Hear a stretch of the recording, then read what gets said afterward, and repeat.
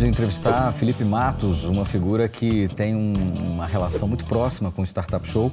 Foi a primeira pessoa que nós procuramos para validar o nosso projeto quando estávamos ainda numa fase de teste. Tudo bem, Felipe? Tudo ótimo. Seja bem-vindo ao Muito bom Startup Show. aqui. Tudo bem? Muito bom estar aqui também com você. É uma honra, primeiro. Realmente. Felipe, me conta uma coisa. A gente vem percebendo a sua história num processo evolutivo muito rápido, muito dinâmico, né? A primeira vez que nós nos encontramos, Startup Farm, depois 10K, claro, outras coisas no meio, evidente. E hoje você está me contando a grata notícia da Inloco. Mas antes da gente falar da Inloco, eu queria entender como é que está o processo do 10K. É um livro que se tornou mais do que um livro, se tornou uma série de outros subprodutos ou produtos ou extensões. Como é que está a questão do 10K hoje? Legal.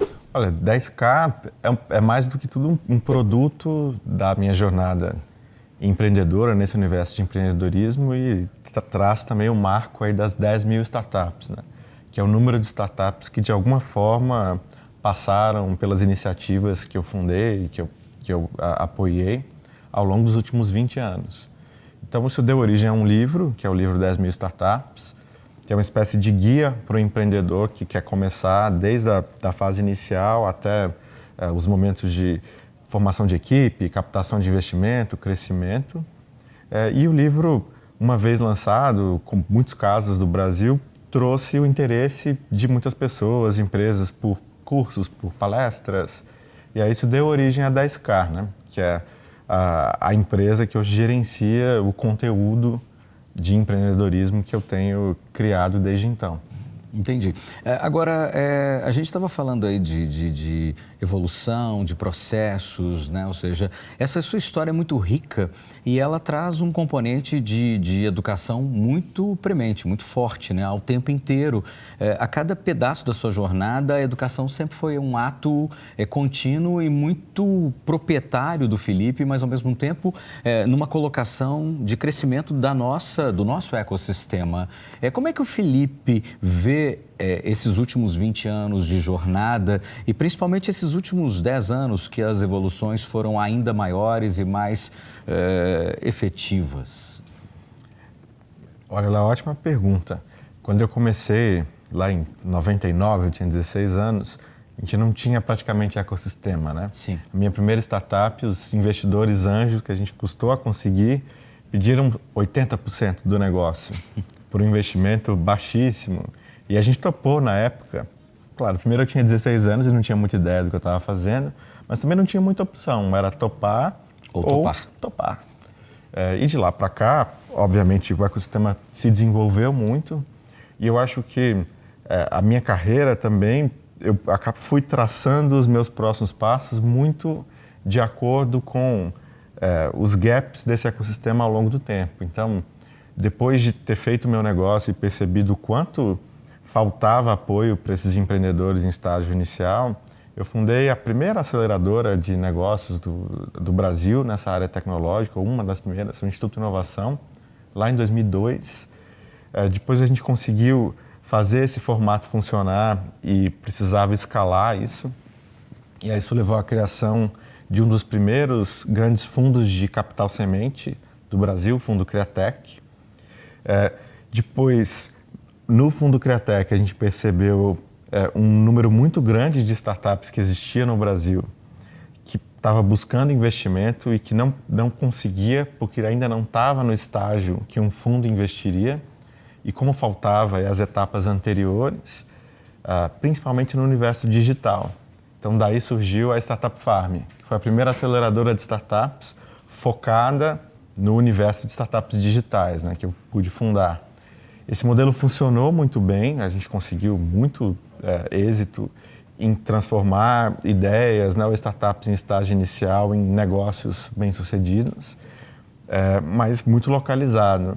E aí veio um convite do governo federal para que eu pudesse dirigir o programa Startup Brasil, que foi muito baseado em aceleração. E a gente ajudou a fomentar o crescimento de aceleradoras pelo Brasil inteiro através do programa.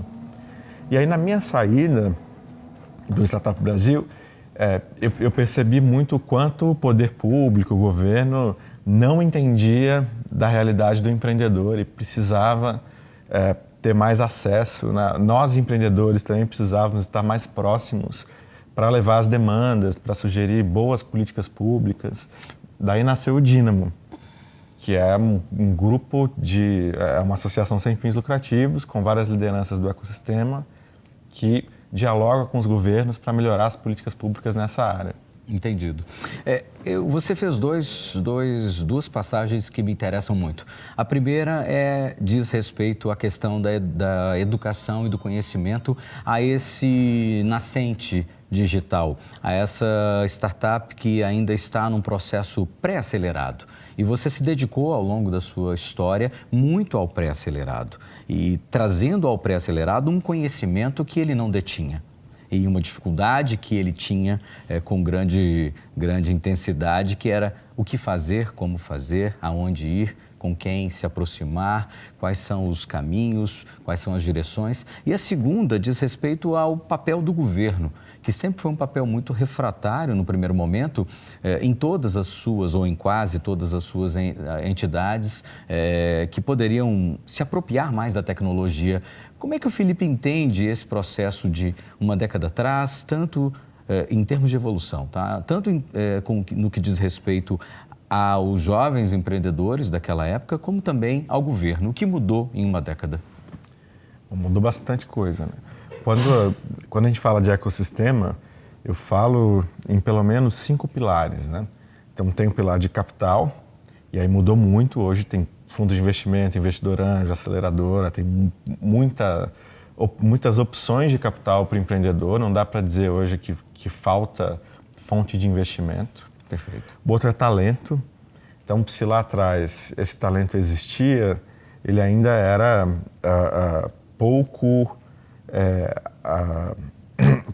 ainda era um pouco alheio a esse universo. Uhum. Aumentou muito a quantidade e a qualidade do talento no Brasil para as tecnologias digitais, né? E interessado em empreender, especialmente por causa de um terceiro elemento, que é a cultura. Então, há um tempo atrás, empreender era uma alternativa não exatamente bem vista, né? Muito arriscado, né? A geração dos meus pais foi toda estimulada a fazer concurso público e trabalhar numa multinacional. Mesmo a minha geração ainda tinha muito esse modelo como modelo principal. E hoje a gente vê o empreendedorismo como uma opção de carreira válida, incentivada, interessante e desejada, né? Pelos jovens. Uhum. Então, culturalmente mudou muito. Aí temos densidade, que tem a ver com a presença física mesmo dessas startups e presença delas juntas, né? Então, quando a gente vê hoje grandes espaços de empreendedorismo, os mega hubs, a gente tem no Brasil diversos, aqui em São Paulo, com centenas de startups no mesmo prédio, gerando colisões, né? Gerando negócio entre si. É uma coisa que também não existia há 5, 10 anos atrás, cresceu bastante. E aí eu tenho a regulação, a parte de política pública, como um dos elementos desse ecossistema. E no sentido da política pública, a gente evoluiu muito pouco nos últimos anos. Tivemos alguns avanços importantes, teve uma pequena reforma trabalhista, mas que não foi específica, né, para as startups. A gente teve ali na CVM, recentemente, algumas mudanças na regulamentação de equity crowdfunding, melhoria de fundos, mas ainda as questões centrais são as questões fiscais, as questões de abertura e fechamento de empresa, né? Então, as questões societárias. Hoje, uma empresa limitada tem uma série de problemas para receber investimento, a SA não está no Simples, é muito cara. Então, a gente tem problemas societários, problemas de segurança jurídica para o investidor. E esses problemas ainda não estão bem endereçados pela nossa política pública. Então, eu diria que entre esses elementos é onde a gente mais precisa avançar ainda. Entendido. E como é que você contribui para esse avanço hoje na questão do posicionamento público ou com o posicionamento público para o posicionamento público? Existe ainda esse instituto que apoia as atividades ligadas a essa aproximação entre a academia ou o setor privado e o setor público? A minha forma de contribuir é através do Dínamo, né? que é um grupo, uma associação sem fins lucrativos e apartidária, né? Que congrega várias pessoas que são lideranças do ecossistema de empreendedorismo. Então participam lá a Associação Brasileira de Startups, a Associação Anjos do Brasil, a Associação Brasileira de Venture Capital, enfim, várias aceleradoras, diversas lideranças. E a gente criou uma agenda de pontos importantes que precisam ser endereçados pelo poder público, pelas políticas públicas. Na sua visão, a capacidade do público de entender o privado, ela está mais para um engessamento ou ela está mais para uma percepção do medo do que a tecnologia pode trazer em relação a mudanças desse mindset?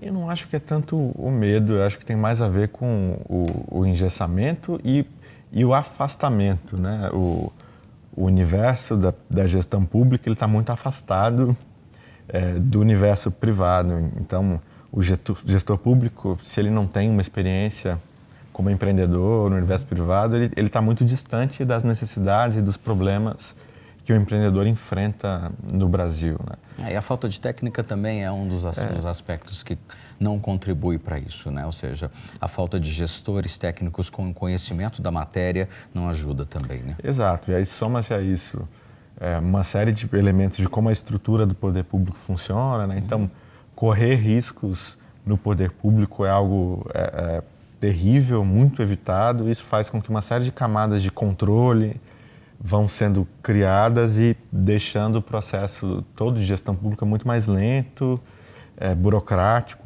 por definição, né? E isso é o contrário do que a gente quer como empreendedor, né? Que é agilidade, que é flexibilidade, facilidade. Então, mas aos poucos isso vem mudando. Eu tenho visto cada vez mais boa intenção, boa vontade, interesse. Acho que a gente está passando por um momento no país de grandes mudanças políticas, né? Independente das questões ideológicas, que uns concordem mais ou menos. Essas transformações acho que tendem a nos levar para um momento mais próximo, né? Onde os desejos da sociedade vão estar mais próximos daquilo que o governo, esperemos, possa atender. Isso também tem a ver com um movimento internacional que vai rumo ao empreendedorismo, à inovação e à tecnologia. Acho que está chegando num funil que não tem mais aonde extravasar. Ou seja, ou a gente vai por esse caminho ou não vai mais. Você concorda com isso? Concordo. Acho que é um caminho sem volta. Para você ter ideia, estou saindo aqui da gravação, a semana que vem estou indo participar de um fórum na Indonésia com 130 países e seus representantes, lideranças de ecossistemas de empreendedorismo e startups, que têm criado aí políticas de apoio local das startups. Esse fórum participa há 5 anos. No primeiro ano tinha 30 países, passou para 50, 100, 130. E é crescente o interesse, a quantidade de pessoas, os cases de projetos que têm sido desenvolvidos no mundo inteiro e o quanto essa questão se tornou estratégica para o desenvolvimento de países no mundo inteiro. Então a gente não pode simplesmente ficar à margem, né, desse movimento que é um movimento mundial. Sem sombra de dúvida. Agora vamos falar de novidades. Você está com uma nova empresa, podemos dizer que é uma startup, apesar do que ela já é bem mais madura, né? Como é que está esse projeto? Em off você me comentou algumas coisas e eu fiquei extremamente bem impressionado, porque para tirar Felipe Matos daquilo que ele fazia, com certeza não é qualquer projeto, não é qualquer ideia, não é qualquer desejo. Como é que é? Me conta um pouquinho dessa nova aventura do Felipe, desse novo desafio, desse cara que é obstinado e não para de pensar lá na frente e de construir projetos que possam ajudar o ecossistema de tecnologia no mundo.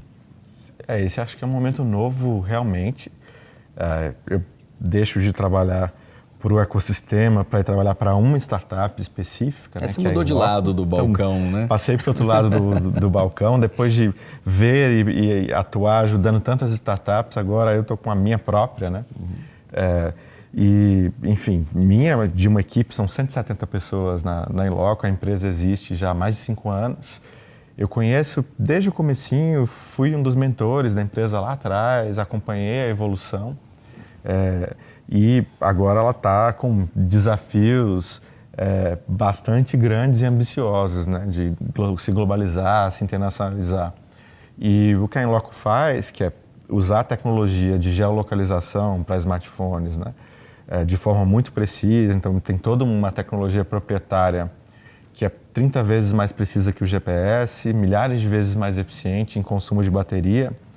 E essa tecnologia permite uma série de aplicações, seja para gerar publicidade geolocalizada, realizar pesquisas, ajudar empresas do varejo e aplicativos a conhecerem melhor o comportamento das pessoas no mundo físico, né? Então, como se fosse uma ferramenta de analytics que a gente tem para a internet, eu tenho agora para as lojas, estabelecimentos do varejo do mundo real.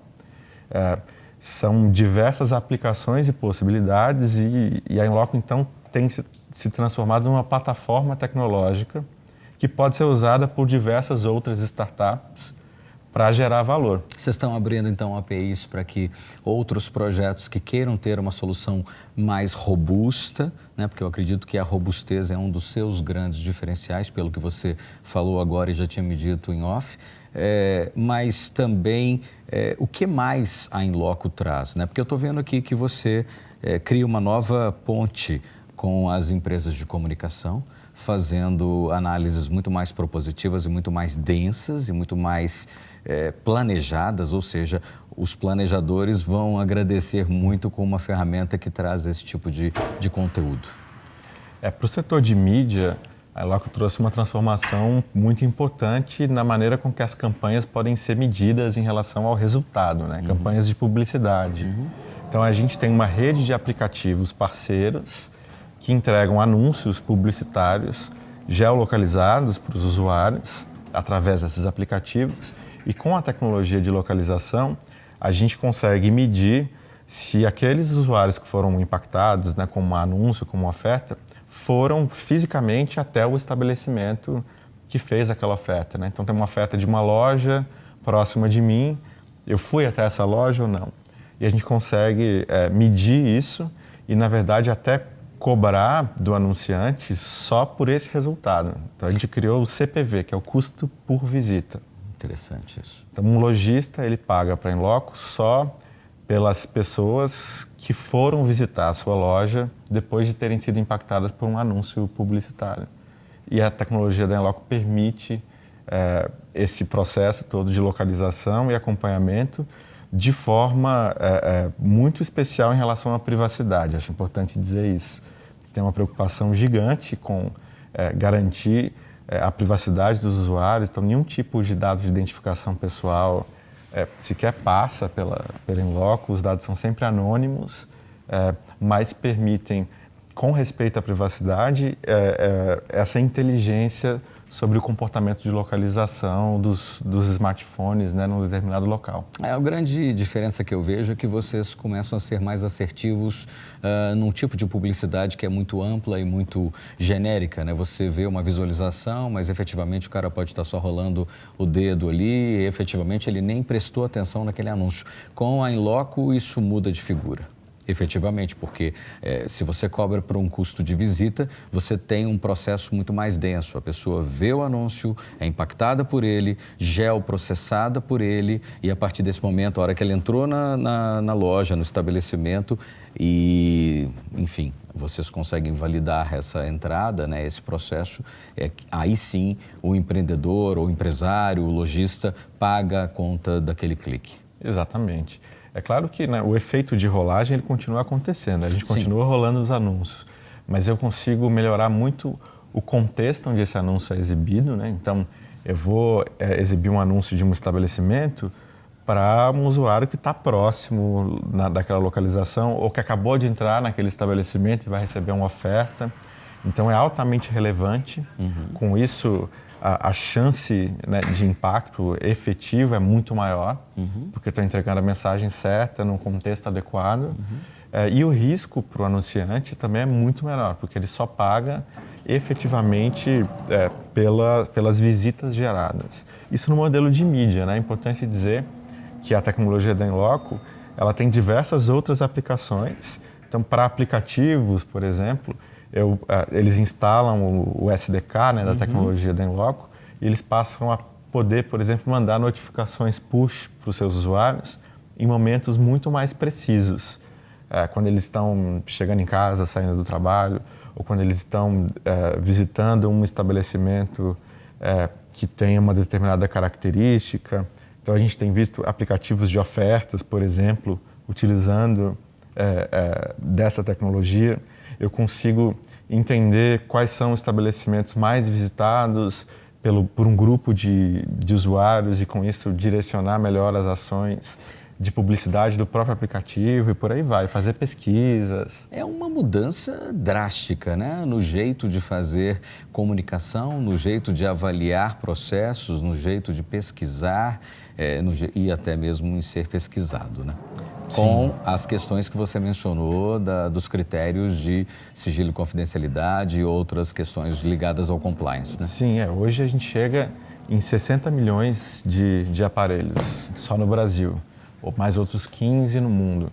Então é um número muito grande de dispositivos que estão entregando dados de localização para a nossa tecnologia, né? São mais de 18 terabytes de dados gerados por dia. E aí você precisa de muita tecnologia para processar tudo isso. Você funciona em cloud? Sim, tudo em cloud. Tudo em cloud. E tem, claro, uma responsabilidade muito grande de como a gente faz isso do ponto de vista de privacidade e de proteção de dados pessoais, né? No caso da Inloco, a gente nem coleta dados pessoais, então... Vocês não vão ter nenhum problema com a Lei Geral de Proteção de Dados, né? Nesse sentido, não. Brasil, A gente poderia, né, ter escolhido coletar CPF, nome, e-mail. Provavelmente estaríamos ganhando muito mais dinheiro hoje, mas a gente optou por não fazer isso como uma estratégia de negócio mesmo, por entender que a privacidade, nesse sentido, é um bem importante que vai ser cada vez mais valorizado. E a gente enxerga isso como um diferencial estratégico. Eu ficava aqui umas 2 horas conversando com você, o meu diretor já deve estar olhando para mim com cara brava, mas são 2 perguntas muito importantes que eu quero fazer. A primeira é, para onde que o Felipe acredita que nós vamos na próxima década com toda essa revolução, incluindo a Inloco? Porque o que você me conta agora é um divisor de águas, né? Ou vocês vão ser comprados ou vocês daqui a pouco vão comprar. É muito grande. E a segunda pergunta tem a ver com a primeira: em que estágio de maturidade a Inloco está hoje com essa tecnologia, com tudo isso que você me contou até agora? Tá bom, vou começar pela resposta da Inloco e depois eu falo do todo. Bom, na Inloco hoje a gente tem 170 pessoas, estamos fortemente no Brasil, mas já expandindo para Estados Unidos, México, também para Sudeste Asiático. Então, a empresa está num processo de internacionalização e de dar mais robustez para essa tecnologia, aumentando também o leque de aplicações, né, saindo de um posicionamento que estava muito forte na área de mídia para diversas outras áreas. E a gente entende que no futuro a questão da internet das coisas, onde tudo vai estar conectado e conversando, vai, de um lado, aumentar muito a facilidade que a tecnologia traz para a gente, como vem acontecendo nos últimos anos, mas, de outro, vai criar um dilema que a gente já vive hoje, que é o dilema do acesso aos dados, da privacidade. Das fake news, né? Das fake news, né? Se a gente olhar o quanto o excesso de informação e de capacidade de processamento de dados pessoais pode gerar a campanhas de desinformação que a gente tem visto cada vez mais. E aí imagina que, num futuro próximo, a sua janela, a sua geladeira, o sofá, os dados de entrada e saída no prédio, as câmeras que estão filmando tudo, né, ver o que está acontecendo na China, por exemplo, vão gerar um volume enorme de dados. E, por um lado, isso traz facilidade para a vida da gente, mas traz também todas as preocupações aí com privacidade e com segurança. Cada vez mais os sistemas estão sendo invadidos, com vazamentos de dados pessoais. E a gente acredita que no futuro é possível a gente manter as facilidades da tecnologia sem abrir mão da privacidade. Mas para isso a gente precisa mudar o paradigma de como esses dados transitam nessa plataforma. E, na verdade, eles não precisam transitar. Então, o meu ar-condicionado inteligente, ele só precisa saber de mim qual a temperatura que eu gosto na sala. Ele não tem que saber meu nome, meu e-mail, onde eu fui ontem, para onde eu estudo, qual é o nome do meu filho. Que time você torce? Para que time eu torço. Então, e a gente precisa construir plataformas tecnológicas que sejam, by design, né, por definição, construídas com essa privacidade em mente para que só as informações relevantes cheguem nos sistemas. E a visão da Inloco de futuro é ser essa plataforma, né? Ou ser uma opção dessa plataforma que vai agregar a facilidade da tecnologia com privacidade no mundo onde todas as coisas vão estar conectadas cada vez mais. Entendido. Nós estamos numa fase onde eu sempre escuto que nós estamos conectados. Mas com tudo isso que você me conta e com tudo isso que é muito padrão para todos, né? Ou seja, as informações elas vão numa enxurrada, os dados vão numa outra, as questões ligadas à falta de informação ou a informação solta, sem conteúdo, seguem para um outro caminho. Nós estamos efetivamente conectados, Felipe? Efetivamente? Acho que sim, com tudo de bom e tudo de ruim que isso representa, né? Então, assim como qualquer tecnologia, um carro pode ser usado para matar uma pessoa se ele for mal conduzido, por um condutor despreparado, mal intencionado. Ele também proporciona todas as maravilhas, né, da gente se deslocar aí pelas cidades, no futuro até sem motorista, né? Com certeza. Em breve. Esse futuro me assusta, porque esse futuro, antigamente, a gente imaginava algo em torno... A revolução da internet mostra isso, né? 70 anos, 50 anos, 20 anos. E hoje o futuro é daqui a, sei lá, 2 semanas. Né? Eu não imaginava que uma solução como a de vocês estaria tão pronta, tão preparada para um novo step em várias áreas. E ela está, né? Sim, tá. E acho que vai estar cada vez mais à medida que essa evolução acontece. Ela é exponencial, né? Então, você não poderia ter uma tecnologia como a da Inloco se não tivesse tido primeiro o cloud computing, uma computação em nuvem que cresce rápido, o desenvolvimento do próprio smartphone que tem anos de processamento e computação, a internet móvel, a inteligência artificial e todas as tecnologias de Big Data. Patrocinador IBM, né? Sim, que é uma das grandes empresas desse tipo de tecnologia no mundo. E à medida que tudo isso ao mesmo tempo acontece, as soluções elas vão ganhando mais força, mais rápido, com mais impacto, né? E acho que a tendência é que isso aconteça cada vez mais, com tudo de bom, mas também tudo de ruim, que o mau uso de tanto poder tecnológico pode trazer.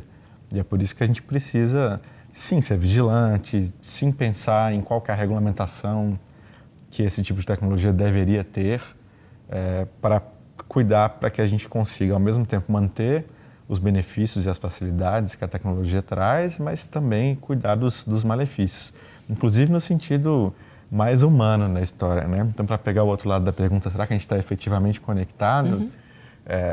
A tecnologia tanto aproxima quanto também afasta, né? No sentido que a gente pode ficar preso demais naquele mundo virtual e se afastar das conexões reais que efetivamente são as que mais importam, as que deveriam importar.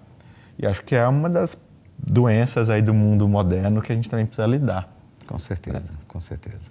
Felipe, eu quero te agradecer demais.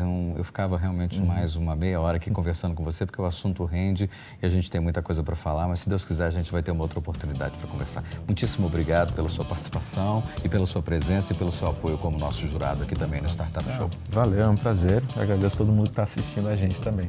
Obrigado.